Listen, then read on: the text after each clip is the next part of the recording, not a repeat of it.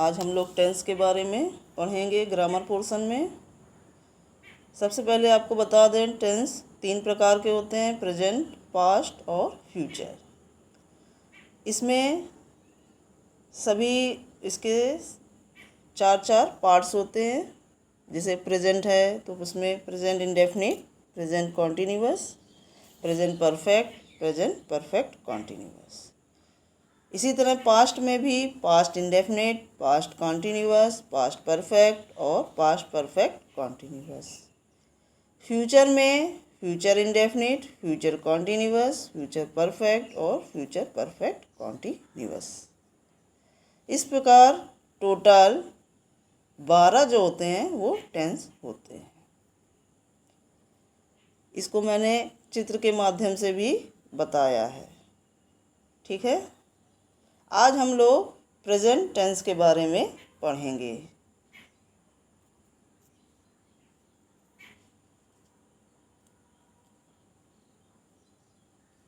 Present indefinite tense. Present tense में आपको अभी बताया कि 4 तरह के टेंस होते हैं, present indefinite, present continuous, present perfect और प्रेजेंट परफेक्ट कॉन्टिन्यूअस टेंस। सबसे पहले आपको हम बता दें प्रेजेंट टेंस क्या होता है। प्रेजेंट टेंस में प्रयुक्त वर्ब की फॉर्म द्वारा ये प्रकट होता है कि कार्य वर्तमान समय में हो रहा है। ठीक है, जैसे कि वह फुटबॉल खेलता है, ही प्लेज फुटबॉल। वह एक गीत गा रही है, सी इज सिंगिंग ए सॉन्ग। इस प्रकार पता चलता है कि कार्य जो है वो वर्तमान समय में चल रहा है या हो रहा है।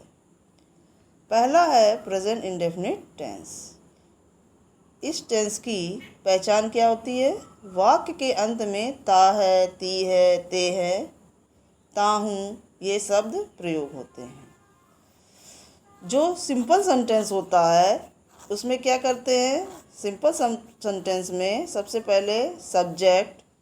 अब सेंटेंस भी 2 प्रकार के होते हैं, जैसे एक वचन और बहुवचन। तो एक वचन के लिए हम क्या करेंगे? सब्जेक्ट, जैसे कि ही, सी, इट, या वन सिंगुलर होगा plus first form of verb plus S या ई एस प्लस ऑब्जेक्ट या कॉम्प्लीमेंट। ठीक है, अगर प्लूरल होगा उसमें subject plus first form of verb plus object. इसमें एस या ई एस का प्रयोग नहीं किया जाता।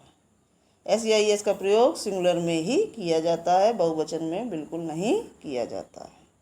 इसमें देखो बताया भी है मैंने। First person I, my, me, we, our, us बहुवचन हो गया। यू, योर, यू ये सेकंड पर्सन हो गया। थर्ड पर्सन जो होते हैं वो सिंगुलर प्लूरल देखिए, ही का दे, सी का दे, इट का दे, इट का it he, Ram and Shyam जैसे बहुवचन हो गया।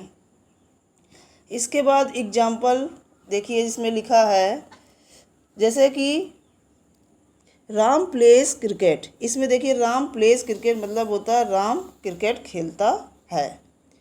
अब इसमें देखिए यस या ई एस का प्रयोग किया है क्योंकि राम क्या है? एक वचन है। अब उधर देखिए Ram and Shyam play cricket. इसमें एस या ई एस का प्रयोग नहीं किया गया है क्योंकि राम एंड श्याम ये क्या हो गया? बहुवचन हो गया, इसलिए इसमें प्रयोग नहीं करेंगे एस या ई एस का। दूसरा एग्जाम्पल है ही रीड्स ए बुक।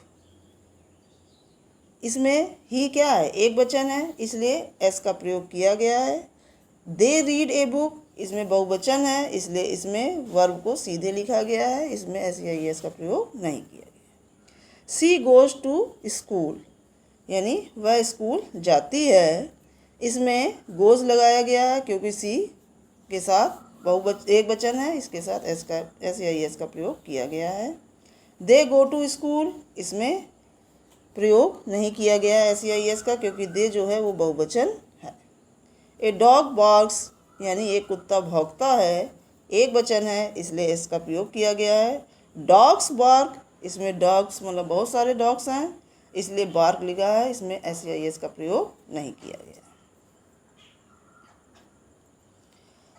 ये हो गया नियम। इसी प्रकार इसमें जब निगेटिव सेंटेंस होते हैं तो उसमें डज नॉट या डू नॉट का प्रयोग करते हैं। सब्जेक्ट प्लस अगर सिंगुलर है तो डज नॉट प्लस वर्ब की फर्स्ट फॉर्म प्लस ऑब्जेक्ट। अगर सब्जेक्ट बहुवचन है, प्लूरल है, तो उसमें do not plus first form plus object का प्रयोग किया जाता है। जैसे कि कोमल खाना नहीं बनाती है, कोमल डज नॉट कुक फूड। कोमल क्या है, एक वचन है, इसलिए कोमल को डज नॉट का प्रयोग किया गया। इसी प्रकार लड़के शोर नहीं मचाते हैं, the boys do not make a noise. Boys बहुवचन हो गया, इसलिए इसमें डू नॉट का प्रयोग किया गया है। अब इंट्रोगेटिव सेंटेंस जो बनाएंगे प्रेजेंट डेफिनिट में, उसमें क्या होता है, डू या डज को पहले लगाते हैं। डू और डज को पहले लगाएंगे, तब इसके लिए हम क्या करेंगे, जैसे does plus subject plus verb की फर्स्ट फॉर्म प्लस ऑब्जेक्ट। ये हो गया सिंगुलर का। प्लूरल सेंटेंस होगा तो आगे do plus subject plus first form of verb plus object. Example देखिए, क्या मेरी माँ मंदिर जाती है, ता है ती है, क्वेश्चन वर्ड पहले दिया हुआ है। इसका आंसर होगा does my mother go to temple, question mark. क्या लड़के शोर मचाते हैं, do the boys make a noise, question mark. ये बॉयज़ बहुवचन है, इसलिए इसमें डू का प्रयोग पहले किया गया है। अब हम आपको बता दें use of present indefinite tense, कि प्रेजेंट इंडेफिनिट टेंस का कहाँ कहाँ प्रयोग होता है। पहला है, सदैव सत्य रहने वाली बात को प्रकट करने के लिए प्रेजेंट इंडेफिनिट टेंस का प्रयोग करते हैं। जैसे the sun rises in the east, यानी सूरज पूर्व में उगता है। ये यूनिवर्सल ट्रुथ सेंटेंस है, इसलिए इसमें प्रेजेंट इंडेफिनिट टेंस का प्रयोग किया गया है। किसी आदत का वर्णन करने के लिए he goes to temple daily, यानी वो रोज़ मंदिर जाता है, ये उसकी आदत है, इसलिए इसमें गोज़ का प्रयोग किया गया है, यानी ये प्रेजेंट डेफिनिट टेंस का प्रयोग किया गया है। तीसरा है, बार बार दोहराए जाने वाली क्रिया को दर्शाने के लिए, यानी हम कोई काम जो रोज़ बार बार करते हैं उसको अगर बार बार दोहराना होता है, उसमें हम प्रेजेंट इंडेफिनिट टेंस का प्रयोग करते हैं। जैसे I go to dance class daily, यानी मैं रोज़ डांस क्लास जाती है। इसमें क्या है, रोज़ जाती है, यानी बार बार क्रिया को दोहराया जाता है, इसलिए इसमें प्रेजेंट इंडेफिनिट टेंस का प्रयोग किया गया है। भविष्य में घटित होने वाली किसी योजना को प्रदर्शित करने के लिए भी प्रेजेंट इंडेफिनिट टेंस का प्रयोग किया जाता है। Example, the prime minister leaves for America at 9 AM next Sunday. इसके बाद है, शेड्यूल क्रिया को दिखाने के लिए, यानी प्रतिदिन की जो क्रिया है उसको दिखाने के लिए भी प्रेजेंट इंडेफिनिट टेंस का प्रयोग किया जाता है। जैसे my office start at 10 o'clock in the morning, यानी मेरा ऑफिस 10 बजे प्रातः प्रारंभ होता है, शुरू होता है। इसको शेड्यूल को बताने के लिए भी प्रेजेंट इंडेफिनिट टेंस का प्रयोग किया जाता है। ये हो गया प्रेजेंट इंडेफिनिट टेंस का प्रयोग। बच्चों, अब इसके बाद हम लोग प्रेजेंट कॉन्टिन्यूअस टेंस पढ़ेंगे।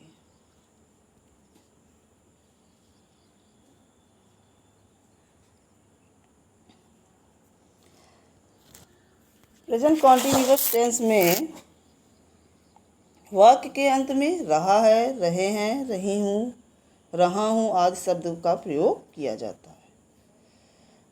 अफर्मेटिव सेंटेंस यानी सिंपल सेंटेंस होगा तो उसमें क्या करते हैं, subject plus is am are plus verb की फर्स्ट फॉर्म में ING plus object. Subject is am are भी सिंगुलर प्लूरल के हिसाब से लगता है। ही सी इट होगा या एक वचन होगा तो उसमें इज का प्रयोग, आई के साथ केवल एम का प्रयोग और बहुवचन के साथ आर का प्रयोग करते हैं। वर्ब की फर्स्ट फॉर्म में आईएनजी का प्रयोग करते हैं। आईएनजी केवल फर्स्ट फॉर्म में ही लगती है, सेकेंड थर्ड फॉर्म में प्रयोग नहीं होती है।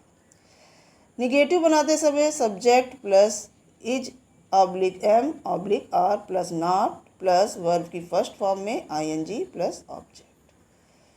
और अगर इंट्रोगेटिव सेंटेंस हुआ तो is oblique am oblique are plus subject plus verb की फर्स्ट फॉर्म में आईएनजी प्लस ऑब्जेक्ट।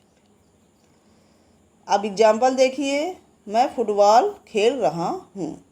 तो इसमें देखिए I am playing football, I के साथ क्या प्रयोग हुआ है, एम, और प्ले है फर्स्ट फॉर्म, उसमें आईएनजी का प्रयोग हुआ, आईएनजी प्लेइंग फुटबॉल।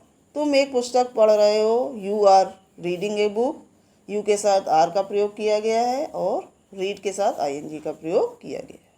वह एक पत्र लिख रहा है, he is writing a letter, यानी कि वह एक पत्र लिख रहा है, ही के साथ इज और राइट के साथ आईएनजी का प्रयोग करा गया है। अब इसी सेंटेंस को अगर निगेटिव में लिखेंगे, मैं फुटबॉल नहीं खेल रहा हूँ, I am not playing football. अब जो क्रिया है उसके बगल में नॉट का प्रयोग किया गया है और उसके बाद सेंटेंस प्लेइंग फुटबॉल लिख दिया गया। वैसे ही नॉट का प्रयोग क्रिया के बगल में तुरंत किया जाता है।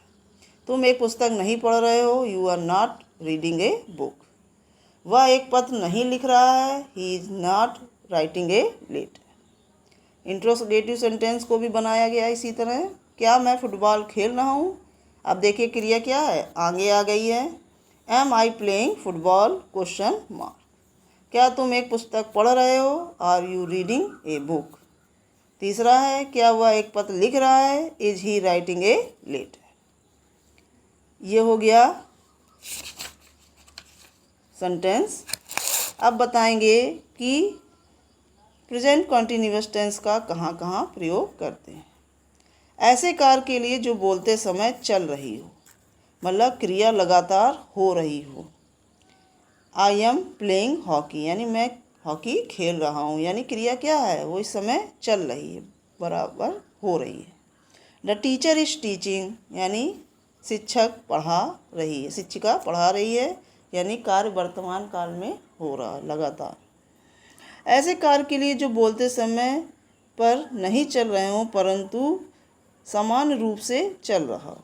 He is writing a novel these day, यानी कि इस समय बराबर वो क्या कर रहा है, नॉवेल लिख रहा है, वर्तमान में कार्य हो रहा है।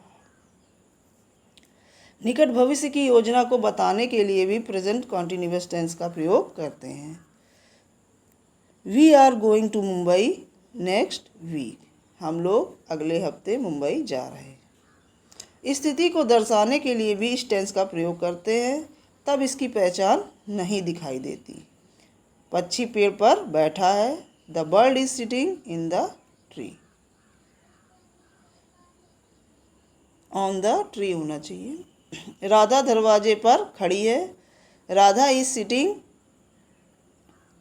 Standing at the gate, Radha is standing at the gate.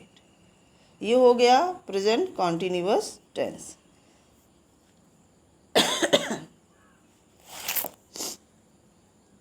बच्चों, इसके बाद कल हम लोग प्रेजेंट परफेक्ट टेंस और प्रेजेंट परफेक्ट कॉन्टिन्यूअस टेंस के बारे में पढ़ेंगे। Thank you.